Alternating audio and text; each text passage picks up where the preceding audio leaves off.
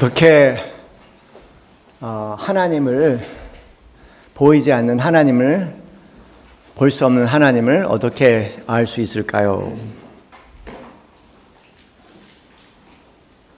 누가 질문한다면 여러분 어떻게 응답을 하시겠습니까? 그 하나님의 성품, 하나님은 어떤 분이신가요? 그 하나님이 그러신 분이란 것을 어떻게 아시나요? 그런 질문을 던진다면 어떻게 응답하시겠습니까? 그 하나님은 어떻게 만날 수 있습니까? 더 나아가서 구체적으로 그런 질문까지 한다면 여러분 또 거기에 대해서 어떻게 반응할지 한번 생각해 볼 수 있는 그런 시간이 되기를 바랍니다. 도시에 사는 우리는 문화인입니다. 이미 자연을 떠나서 문화 속에 성장한 사람들로서요. 문화에 의해서 조건화된 그런 존재입니다. 생각보다 개인보다는 문화의 힘이 더 크다는 것 좀 깊이 마음에 새겨야 할 것 같아요. 우리는 개인의 영향을 많이 생각할 수 있지만 그런 내가 주어진 환경과 문화가 나에게 더 큰 영향을 미칠 수 있다는 것, 그런 면에서 내가 생각하는 많은 생각들이 문화의 절대적인 영향권 아래 있다는 것도 생각해 봤으면 좋겠어요. 오늘날 내가 알고 있는 하나님, 내가 이거 알고 있는 하나님이라는 것도 초대교회의 배경과 중세교회의 배경과 그다음에 17, 18세기, 19세기의 그런 유럽의 배경과 그리고 우리 기독교, 우리나라에 와서 현대의 배경 안에서 굉장히 다르게 그렇게 이제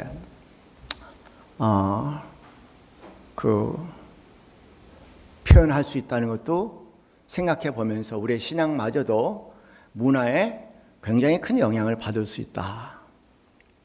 특별히 현대인들 같은 경우에는 자본주의 사회에 살고 있습니다. 흔히 자본주의의 세 단어, 키워드라고 하면 머니, 파워, 섹스라는 단어인데 이런 머니, 파워, 섹스에 오염된 문화 안에서, 도시 문화 안에서 우리가 형성이 되어 가면서 그런 관점에서 하나님을 많이 왜곡할 수 있다라는 그런 위기의식도 한번 우리 위기의식 가운데 우리 신앙생활 한번 돌아볼 필요가 있지 않나 생각이 듭니다.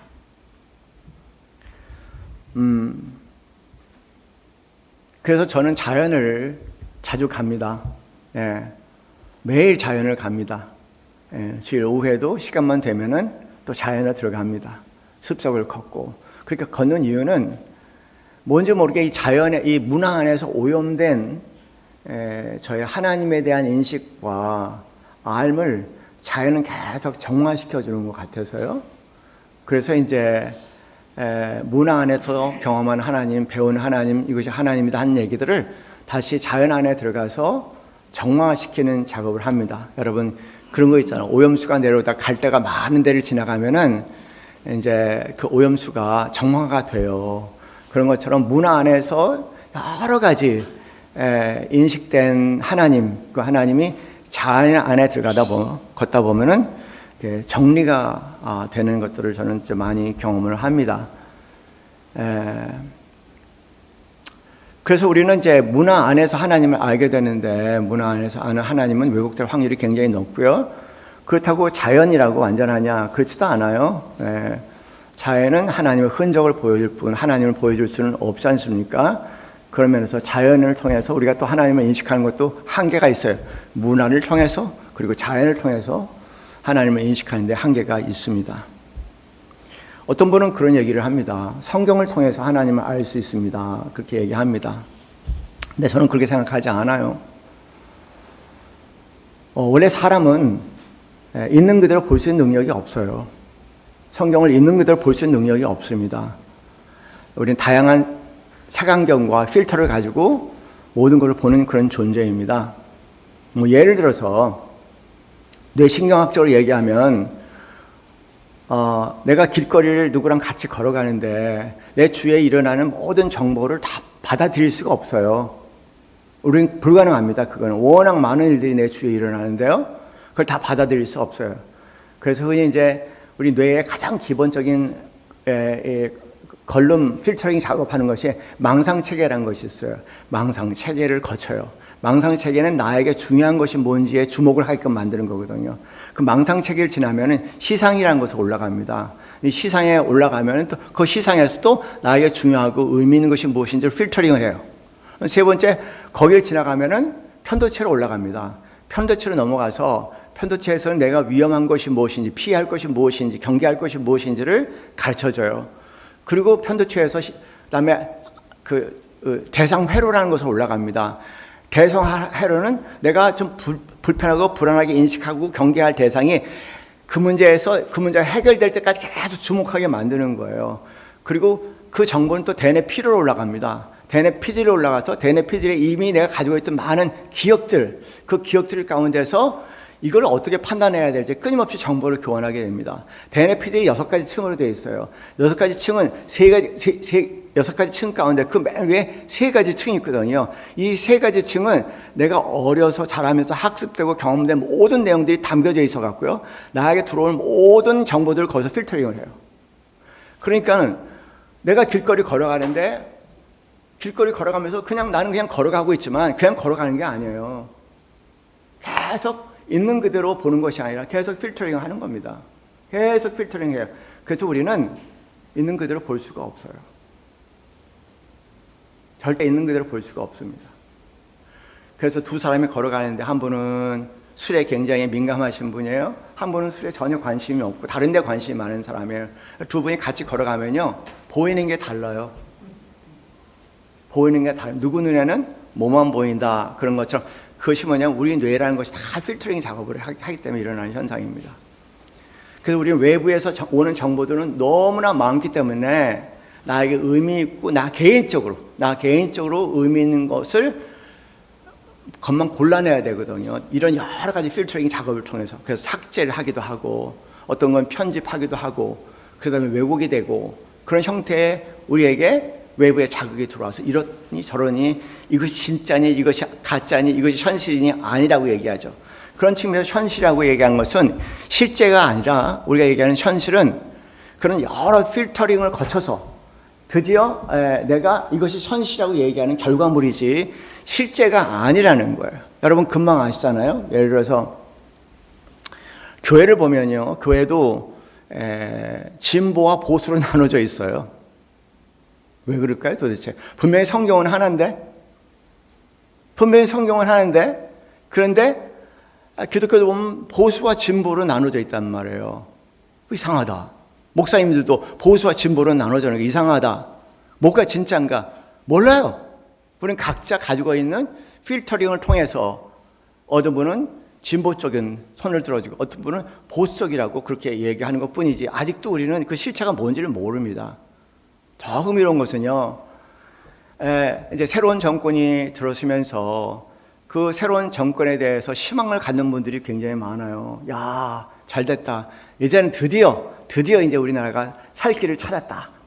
그렇게 막 열정적으로 희망을 갖고 난리 치는 사람이 있는가 하면은 망했다라고 얘기하는 사람도 있거든요. 우리 대한민국은 망해야 돼. 큰일 났다. 우리 자손들을 생각하면 큰일 났다라고 생각하는 거랍니다. 분명히 대한민국은 하나인데, 대한민국 정치 현장에서는 하나인데 왜 그렇게 아주 극보수와 극진보, 극희망과 극절망으로 나눠질까? 도대체 뭐가 진짜일까?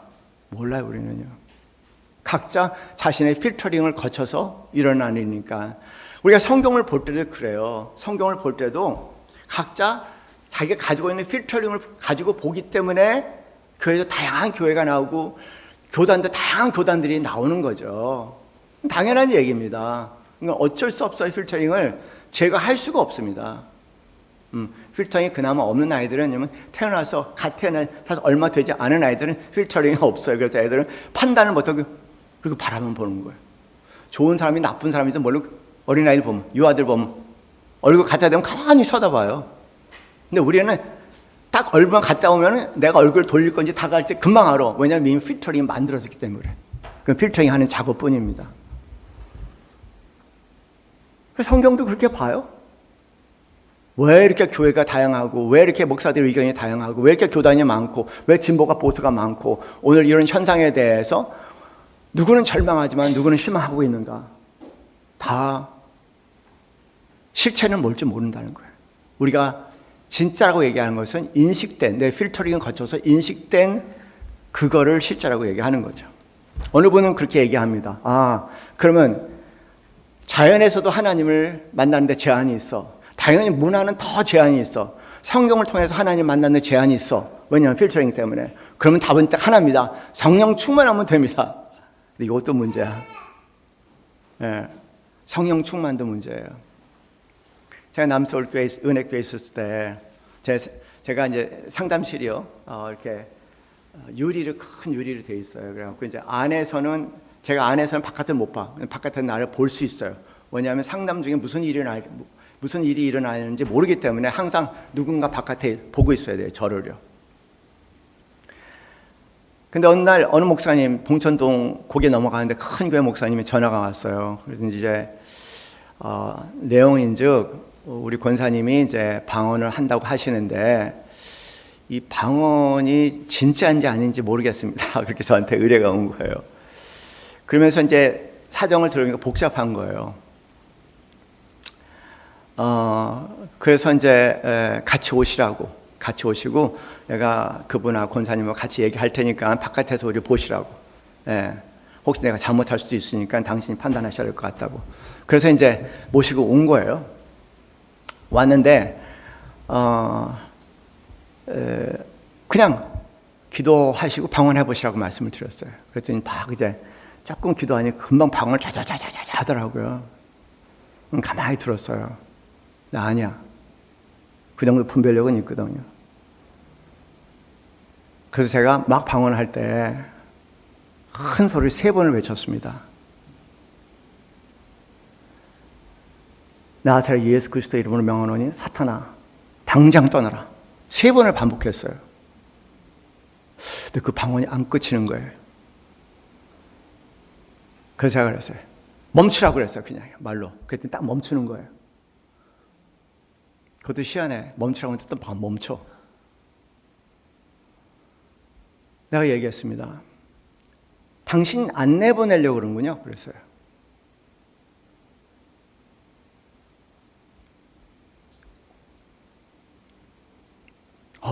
너무 귀하게 얻은 거예요. 그렇게 얘기하시는 거예요. 너무 귀하게 얻은 겁니다. 굉장히 오래된 교회예요. 봉천동 그 꼭대기에 있는 굉장히 고개 굉장히 큰 교회인데 그 교회가 오래돼 보니까는요, 권사가 되려면 다 50이 넘어가야지 권사가 될 수가 있어. 왕권사급 포함해서 권사들이 세력이 대단한 교회예요.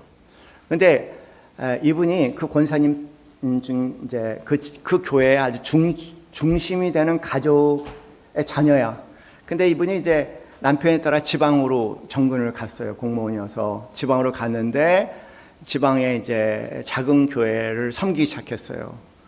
그러면서 40대 초반 이런 나이에 사람이 없으니까 권사가 된 거예요.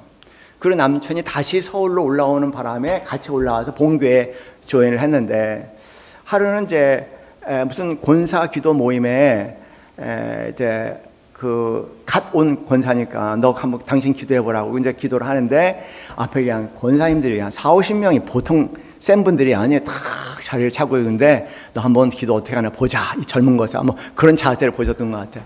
그래서 권사님이 기도를 하는데 막 주눅이 들어갔고 이렇게 기도를 했나 봐. 그리고 내려왔대요. 그리고 이제 그 모임이 끝나고 난 다음에 왕 권사가 불러서 하는 얘기가 막 안을 치면서 네가 권사야? 그 정도밖에 기도 못해? 그러면서 네가 권사라고 얘기해? 막 그냥 윽박지르는 거예요. 거의 기가 죽었어요. 맞는 말 같아서. 그래서 이분이 이제 어디서 들은지 모르겠지만 방언을 하면 기도를 잘하게 된다는 얘기를 들은 거 있어요. 그래서 내가 방언을 받아야겠다. 그래갖고 이제 여기저기 수소문을 해보니까 그런 기도원이 있다. 방언이 잘 터지는 기도원이 있대요. 그래서 이제 방언이 잘 터지는 기도원으로 이제 찾아간 거예요. 갔는데 거기 안내하는 전도사님이 방언이 터질 때까지 금식하고 기도하는 거라고. 그래서 이제 방언이 터질 때까지 금식하고 기도했는데 그 열흘 동안 금식을 하고 열흘째 되는 날 드디어 방언이 터졌어요. 그리고 며칠 더 있어 기도하고, 그리고 이제 내려와서 이제 거의 부임한 지 1년밖에 안 되는 목사님이 계신데, 이제 교회가 너무 보수적이고 딱딱해 갖고요, 뭔가 새로운 물결을 좀 일으켜야겠다는 생각을 하셨던 것 같아요. 그래서 이제 그 새로운 물결을 일으키려면 이제 성령 운동을 해야겠다 생각해서 성령 관련된 여러 가지 가르침도 하고 설교도 하고 뭐 이제 사람들 초대하고 그랬는데도 여전히 뭐 전혀 움직이지 않더래요. 그런데 이제 이분이 이제 와서 목사님 만나서 이렇게 얘기하고 막 이제 방언을 기도하니까는 좋습니다. 예. 하나님께서 하시는 일이 계시네요. 그리고 이제 그 금요 기도회 때 20분 동안 이제 간증을 하라고 그렇게 이제 부탁을 한 거죠. 그 간증하기 전에 그 원고를 하나 써오시라고, 20분짜리 원고를. 근데 안 써왔어요. 딱 금요일이 됐는데 보려고 했는데 그냥 기도를 하겠다는 겁니다. 그런데 20분을 기도해야 할 것이 20분, 1시간 기도했는데 20분을 증거하라, 간증하라 했는데 1시간 반을 한 거예요. 대단한 능력이죠. 1시간 반 동안, 1시간 반 동안 계속 주절거리셨다는 것도 능력은 능력인가 봐요, 그게. 막 1시간 반 동안. 그런데 뒤에 권사님들이 이제 또 난리가 난 거예요. 문제가 뭐가 되냐면은, 분별력이 없는 목사가 권사 하나 세워서 교회에 이 난리를 일으켰다. 목사 나가라. 막 또 권사님들 모임도 성토대가 일어나는 겁니다. 교회 현실에 이게요. 그래서 이제 그 목사님이 본인도 굉장히 혼돈스러워서 모시고 온 거거든요. 근데 그분한테 이제 그 얘기했더니 그 얘기를 하시는 거예요. 내가 어떻게 이 방언을 얻었는데 이걸 그냥 내보낼 수는 없다는 거, 포기할 수는 없다는 거예요. 근데 제가 볼 때 이건 분명히 잘못된 거거든요. 그래서 이제 결정을 하시라고. 당신이 안 내보내면은 안 된다고. 당신이 내보내기로 결정하셔야지 될 일이죠. 그분 표현이 계속해서 내가 어떻게 얻은 방언인데 이 얘기만 하시는 거예요. 그 어떻게 얻은 방언은 그만두고 그 방언을 받은 이후에 지금 부부관계가 어떻게 되는지 보시라고, 가정이 어떻게 되는지 보시라고, 그다음에 교회가 어떻게 되는지 보시라고. 그 하나하나 생각하게 만들었어요. 여러 가지 문제들이 증폭되기 시작하는 거예요. 그러면서 이분도 뭔지 모르게 이건 아닌 것 같다라는 생각이 들기 시작한 거예요. 결정하시라고. 제가 보건대 조금 더 진행되면은 당신 이혼할 수 있다고. 지금 완전히 파괴된 교회가 더 난리가 일어날 수 있다고. 그랬더니 이제 아이까지도 문제가 생길 수 있다는, 엄마라는 존재는 아이가 정말 하나님보다 더 중요한 것 같아. 그러니까 아이에게 문제가 있을 수 있다는 얘기를 하니까 그때서야 굉장히 놀라더라고요. 이게 잘못된 거예요? 네, 잘못됐어요. 그래서 졌다. 내보낼 거냐 아닐 거냐 그랬더니 이건 아니죠. 그래서 졌다 3번을 외치라고. 그리고 3번을 외쳤어요. 나사렛 예수 그리스도의 이름으로 명하노니 당장 사탄아 떠나라고. 3번을. 그리고 그냥 갑자기 쓰러지고 넘어지고 이상한 상태로 들어갔다가 잠시 후 이제 목사님 불러서 들어오고 같이 이제 기도하면서 얼마 시간 있다 깨어나셨습니다. 제가 말씀드리고 싶은 것은 그런 저런 신비한 일이 아니라 욕망입니다. 욕망으로 부르면은요 잘못될 수 있어요. 욕망으로 부르는 성령님은 욕망을 가정한, 성령을 가정한 악의 영이 역사할 수 있다는 것도 사랑하는 성도님들 기억하시기 바랍니다. 잘못된 동기에 그런 면에서 성령님의 조명, 성령님을 통해서 알 수 있다는 것도 굉장히 한계가 있는 것 같아요.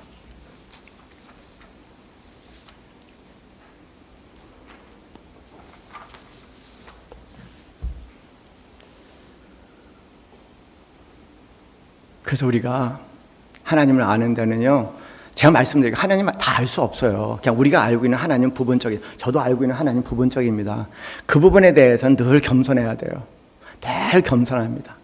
우리가 하나님을 안다는 것은 어떻게 보면은 눈먼 분들이 코끼리 만지기 같이 내가 자란 문화 환경 가운데서 그 환경 안에서 내가 경험한 제한된 하나님과의 경험을 통해 갖고 이것이 하나님이라고 제한시킬 확률이 훨씬 더 높다는 겁니다.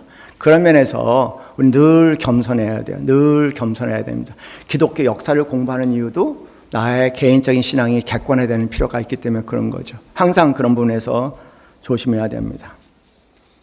한 가지 그러나 분명한 것은 요한복음 14장 6절 말씀에 예수님께서 너무 분명하게 말씀하셨잖아요. 제발 다른 데 신경 쓰지 마세요. 뭐 방언이면 뭐 한 신경 쓰지 마시고 요한복음 14장 6절 정확히 예수님이 말씀하셔요. 나는 예수께서 이르실 때 곧 뭐라고요? 내가 곧 길이요 진리요 생명이니 나로 말미암지 않고는 아버지께로 올 자가 없느니라 말씀하셨어요.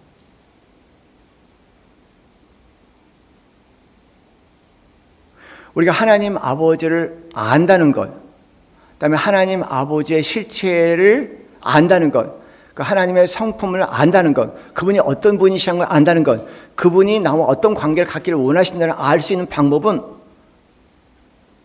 종교도 아니고 성경도 아니고 자연도 아니고 문화도 아니고요. 오로지 예수 그리스도를 통해서만 가능한 일이에요. 그 부분에서 남서울 예수교회 성도님들은 아주 분명히 하셨으면 좋겠어요. 오직 예수 그리스도를 통해서만이 하나님과의 관계가 가능하고 하나님을 알 수 있고 하나님을 경험할 수 있는 유일한 길이다.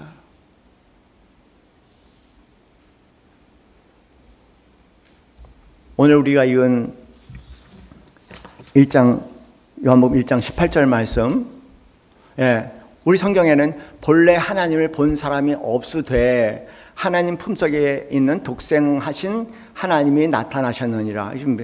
참 잘 이해가 안 되는 본문이어서 아래 좀 더 명확하게 되어 있는 영어 성경을 여기 주석처럼 붙였습니다. No one has ever seen God. 아무도 하나님을 본 적이 없다. 아무도 하나님을 본 적이 없다. 왜냐하면 하나님은 우리 눈으로 볼 수 있는 형상을 가진 분이 아니시거든요. But 그러나 the one and only son, 그러니까 유일하신 독생자 아들, 그렇죠? 그 다음에 중에 who is himself God, 그분 스스로가 하나님이라는 거예요. 그분 스스로가 하나님이신 유일하신 독생자 아들, 그 예수 그리스도. 그 다음에 is in closest relationship with the Father. 그러니까는 이 close가 아니라 아주 closest, 아주 close랑 가깝다는 거잖아요. closest 뭐예요?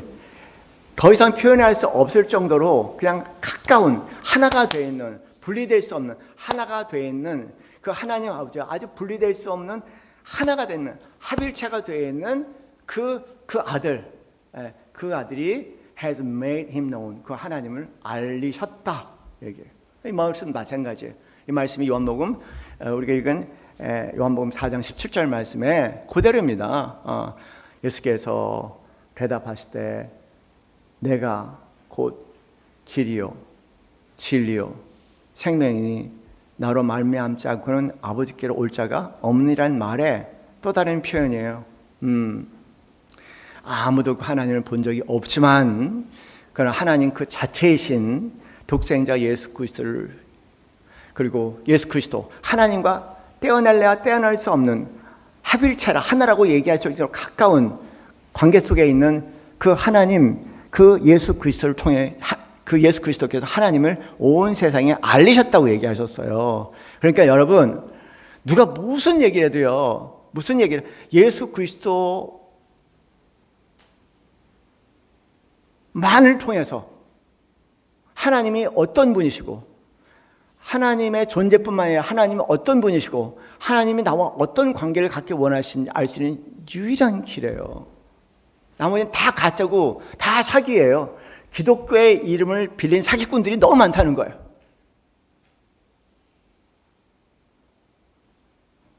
그래서 정말 하나님을 알고 싶고 하나님 어떤 분인지 깊게 알고 싶으면은 예수님에 대해서 많은 시간을 보내야 돼요. 그 외엔 다른 거 없어요. 뭐 심리학을 책을 읽는다고요? 철학책을 읽는다고요? 과학자가 된다고요?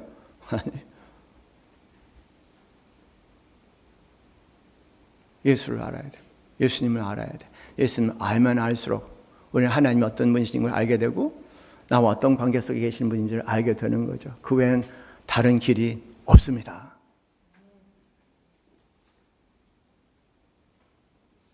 그런데 그 예수님을 통해서 예수님이 우리에게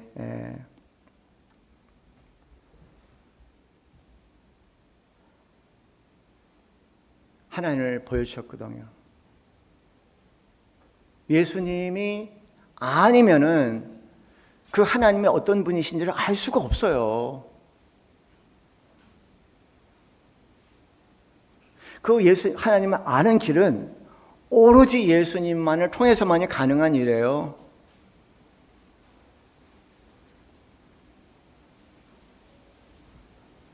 그런데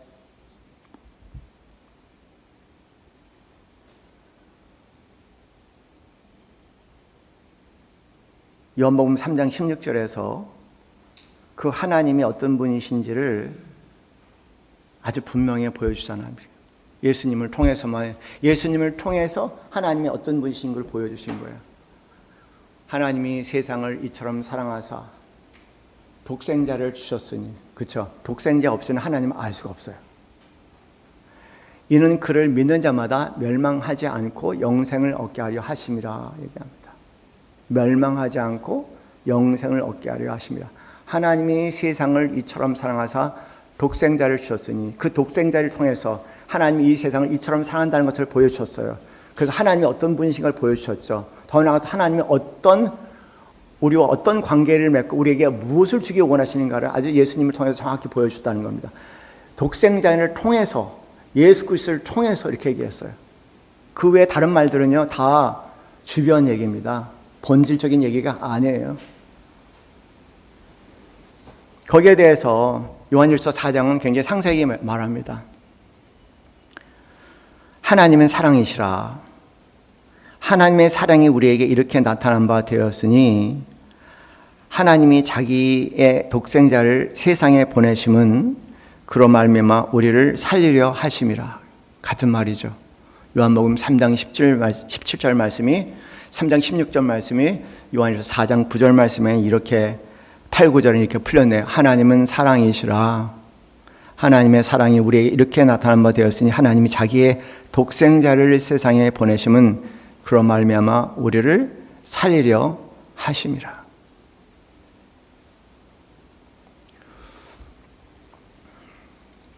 하나님은 어떤 분이냐면요 살리시는 분이다 그 얘기예요. 그런데 때로는 기독교를 포함해서 종교가 사람을 살리는 명목으로 사람을 죽일 수 있다는 것도 생각해 보셔야 할 것 같아요.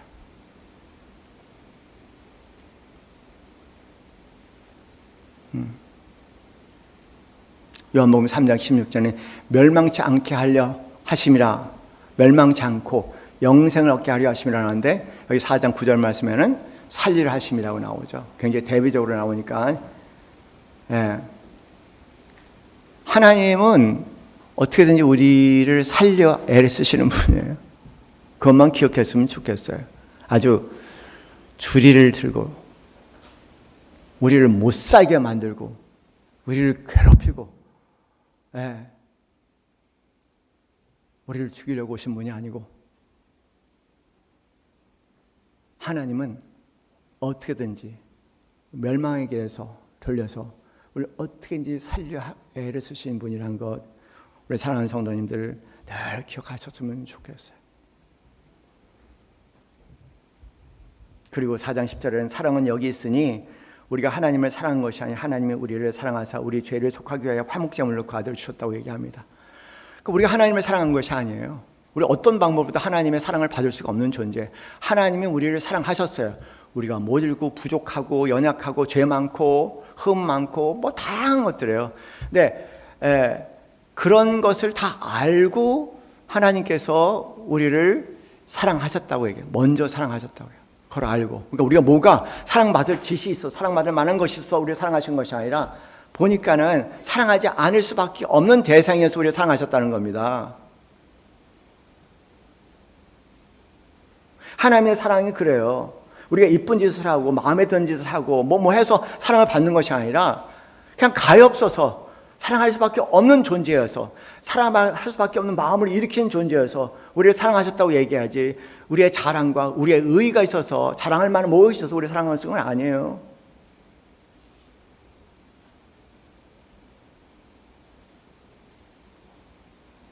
그래서 구약에서는 우리 인간을 하나님의 사랑을 자궁이라고 표현하지 않습니까? 우리는 어머니의 자궁에서 태어난 어머니의 자궁이라는 거 있잖아요. 하나님 먼저 우리를 사랑하셨다.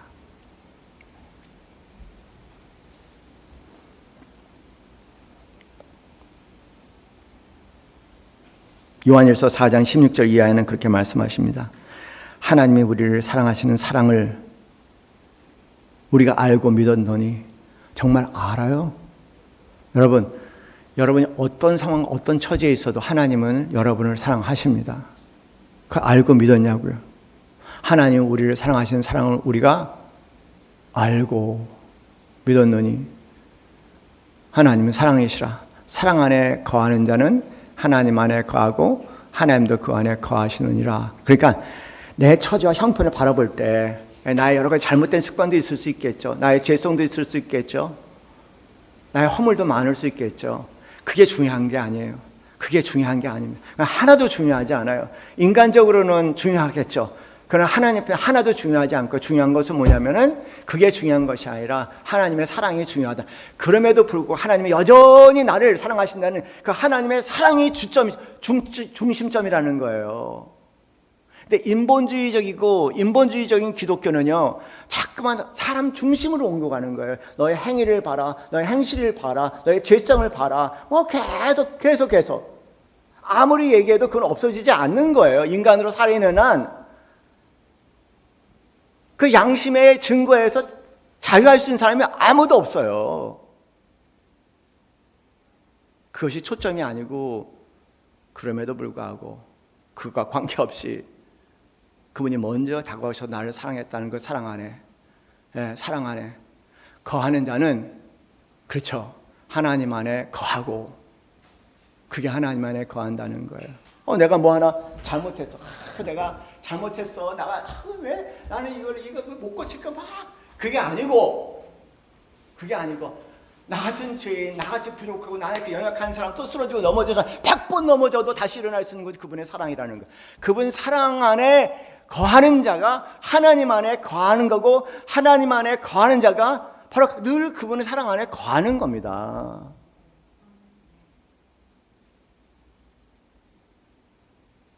그것이, 이걸 통해서 우리는 하나님이 어떤 분이시고,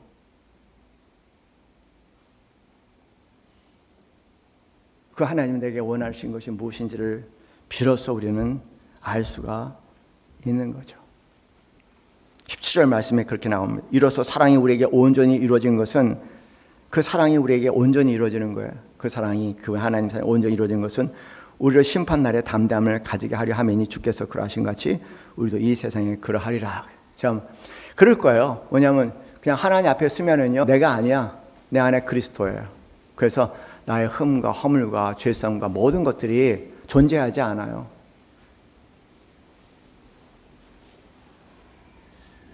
그래서 담대할 수 있죠. 담대할 수 있죠. 여러분, 담대하세요. 담대하실 수 있어요. 담대하세요. 인간적인 윤리나 도덕에 얽매여서 그래 질질 쩔쩔쩔쩔 매지 말고 담대하세요. 어떤 상황 가운데 담대하세요. 우리 주 예수 그리스도의 보혈의 공로, 하나님의 완전하신 사랑. 그 외에는 우리가 자랑할 것이 없다고 사도 바울이 얘기했잖아요.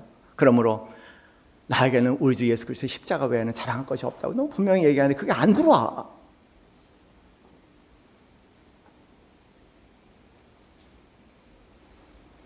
쓸데없는 생각 말고요, 하나님이 나를 사랑하신다. 하나만 좀 들어갔으면 좋겠어. 그냥 하나만 좀 자리했으면 좋겠어. 정말 너무나 쓸데없고 지저분한 것들이 많이 들어가 있어요. 근데 딱 하나만 들어가. 예수님을 통해서. 십자가에서 나를 대신 나를 죽으신 예수 그리스도의 보혈을 통해서 내가 담대하게 하나님의 사랑의 품 안에 늘 머물 수 있다는 거, 여러분 너무 좋지 않아요?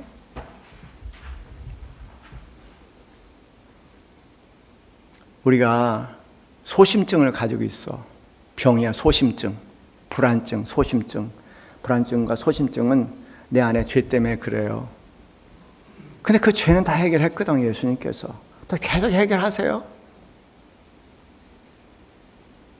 그 상황 안에 담겨 있으면 우리는 질적으로 사는 담대한 삶을 살 수 있는데 그게 너무 안타까운 거죠. 너무 속상하고.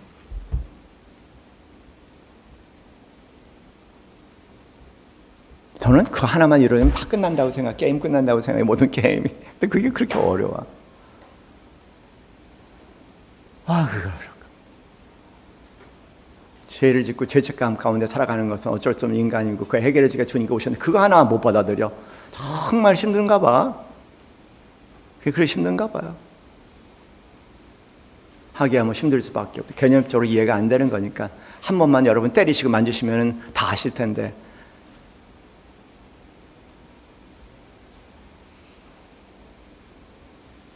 그냥 주구장창 찬송 하나만 합시다. 찬송가 예수 사랑하시면 거룩하신 말일세 563장입니다. 하나만 합시다. 하나만.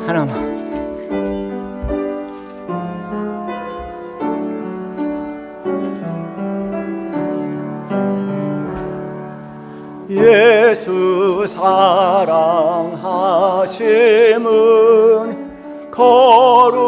거룩하신 말일세 우리들은 약하나 예수 권세만 도다 날 사랑하심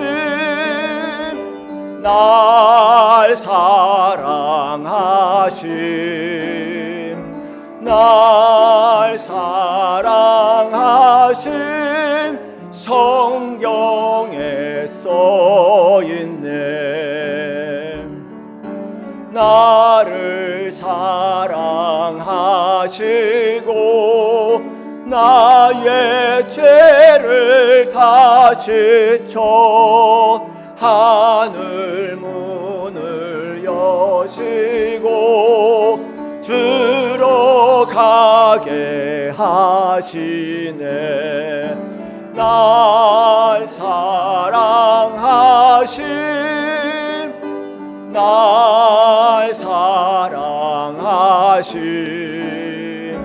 날 사랑하심 성경에 써있네. 내가 연약하세요. 더욱 귀히 여기사 높은 보좌 위에서 낮은 나를 보시네. 날 사랑하심 날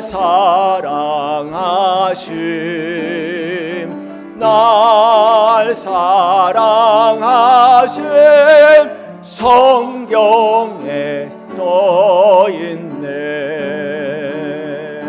세상 사는 동안에 나와 함께 하시고 세상 떠나가는 날 천국 가게 하시네. 날 사랑하심 날 사랑하심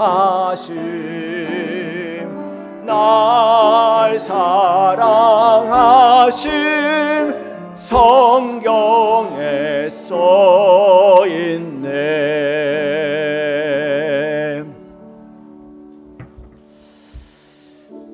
주님 이 땅에 오셔서 놀라운 말씀을 하셨습니다. 너희가 내 말에 거하면 나의 제자가 되고 진리가 너희를 자유케 하리라 말씀하셨습니다. 아들이 너희를 자유케 하면 너희가 진정 자유하리라 말씀하셨습니다. 주님, 그 자유는 인간의 모든 족골적인 율법으로부터의 자유입니다. 오직 우리 주 예수 그리스도의 십자가의 보혈 속에 그 모든 인간의 율법의 얽매임으로부터 자유입니다. 아들 대신 우리 주 예수 그리스도의 십자가의 보혈의 공로로 인한 자유입니다. 하나님, 세상의 율법과 세상의 조건에 얽매이지 아니하고 어떤 상황 가운데 우리 주 예수 그리스도의 보혈의 공로 가운데 오로지 하나님의 온전한 사랑 가운데 자유하는 삶을 누리게 하옵소서. 연약할 수 있습니다. 부족할 수 있습니다. 하나님, 우리 주 예수 그리스도의 보혈 가운데 그마저 끌어안는 자들 되게 하여 주시옵소서. 나를 사랑하시되 변치 않는 사랑으로 나를 찾아오셔서 영원토록 변치 않는 사랑으로 나를 품고 가실 주님을 기억하며 우리를 소심하게 만들고 불안하게 만들고 두렵게 만드는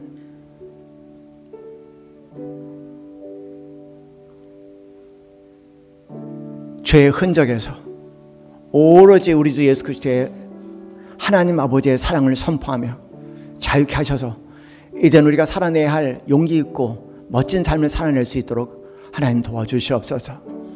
주님, 추석이란 국가적인 명절을 저희가 보내게 됩니다. 그러나 명절 기간 동안에 다 잊어버리고 한 가지만 기억하게 하옵소서.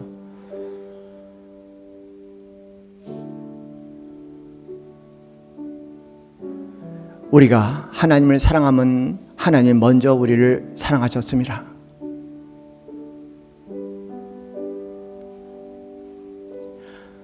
우리가 하나님을 사랑하면 하나님 먼저 우리를 사랑하셨습니다.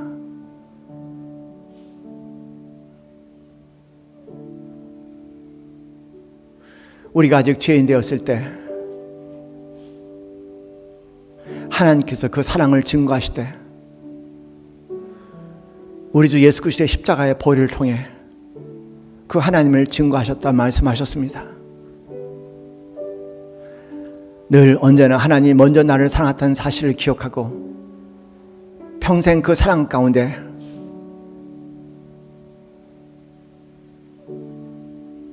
어떤 상황 속에서도 그분의 사랑을 체감하며 춤추며 선포하며 담대히 살아갈 수 있는 이 시대에 참된 하나님의 사랑의 사람들 될 수 있도록 우리 모두를 인도하여 주시고 축복하여 주시옵소서. 이제는 우리 주 예수 그리스도의 그 크신 은혜와 하나님 아버지의 지극하신 사랑과 성령님의 교감하심이 늘 하나님의 무한한 사랑 가운데서 거하며 무한한 사랑을 경험하며 오늘도 자유롭게 새로운 자유를 누리는 새로운 피조물이 되기 소원하는 이 자리에 사랑하는 모든 성도들 머리 위에 지금부터 영원까지 함께 있기를 간절히 축원하옵나이다. 아멘.